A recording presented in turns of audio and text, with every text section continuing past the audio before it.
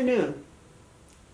Today, on the Ferill Hour, I will be interviewing Ms. Teresa Ropstrop, the author of the recent brilliant explanation narrative of the field of criminal elbow prints. Until I read your book, Teresa, I had no idea that elbow prints were even a thing. Well, first I want to say thank you for having me, Meryl. It's such a thrill to be on your show. I've been such an avid watcher for so many years. And when I wrote this book about elbow prints, I just knew it would be a good fit for your show. In fact, I was visualizing in my mind as I was writing the book that I would someday be on the Ferill Hour. So thank you again for having me. You're very welcome, Miss Ropstrop, and everyone dreams of being on the Ferill Hour. Is something? Oh, I'm sorry. Can we get you anything? I have an allergy issue. I think there's something in the carpeting in the studio that may be just like triggering a little. Okay. A little. Anyway, yes. But anyway. Okay, you're all right? Can we go? Can we continue? Could you give me just a second? Yeah.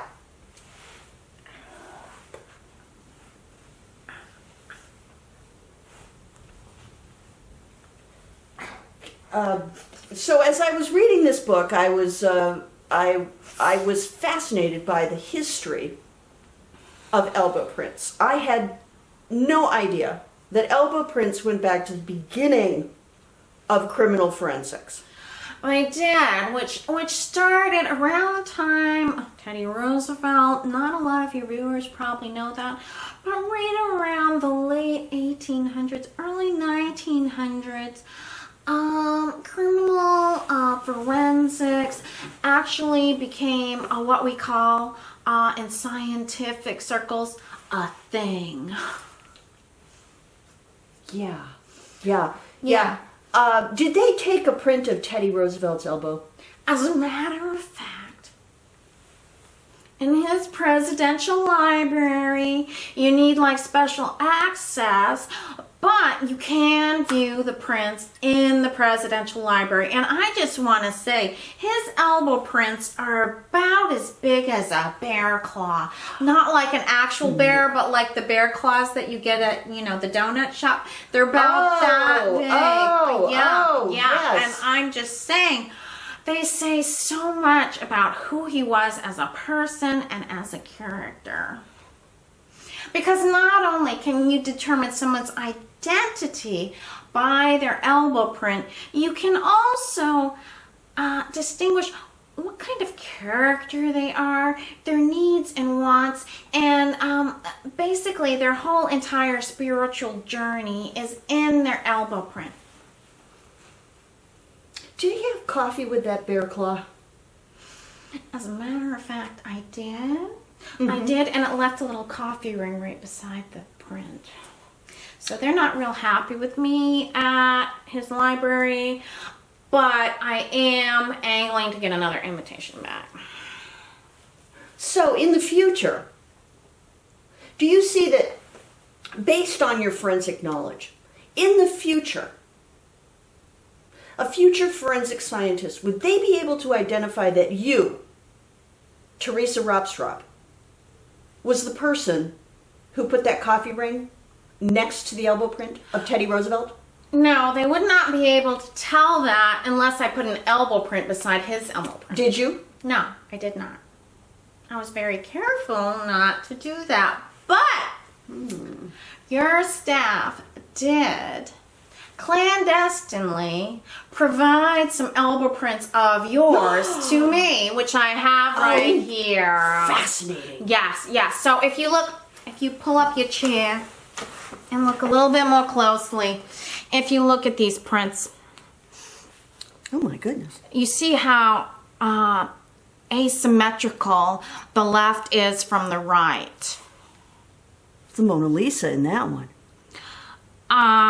You could say that if you weren't an expert, but being an expert like I am, what you see on this side is a Jackson Pollock, and on this side, you see more of an impressionist, not to the Monet caliber, but more like a Pissarro on this side. So what that says is that you're deeply, deeply disturbed.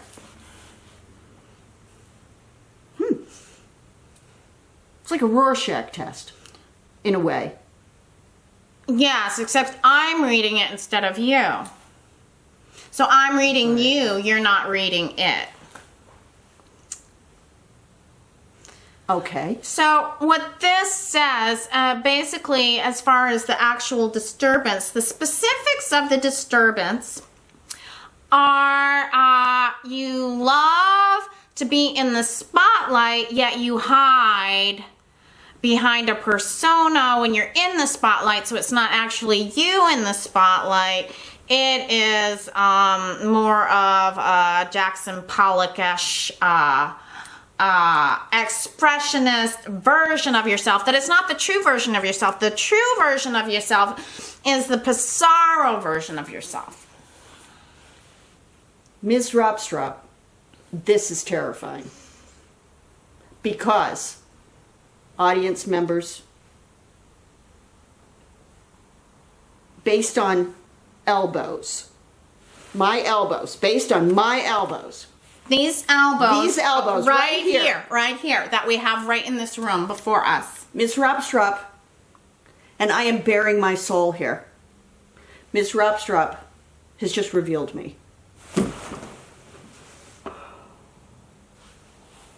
Are you okay? I'm I don't sorry. know. I didn't mean to blindside you. I just thought it would be an interesting part of this interview, and you would, My God. I have been in, viewers, I have been in psychoanalysis for the last 30 years. And I've spent millions and millions of dollars. Gotten nowhere. Gotten nowhere. Still a big, giant asshole. And no one could explain why. And yet, this woman, this brilliant, brilliant woman, has found me out. Sorry, Miss Ropstrop. I apologize for losing my objectivity. Back to the book. No, let's not. No, I mean, we really, I think you need a moment, and I think we need, let's take a break, and we'll get you a latte, and you know what else your prints say? No. What do they say? They tell me that you have a horrible sweet tooth. So what we're going to do is we're going to get you a latte. We're going to get you some of that lemon pound cake Bear claw. that I saw. I want a bear claw. Oh, It's Ropstrop. I want a bear claw. I think we triggered something. So yeah, we'll be back.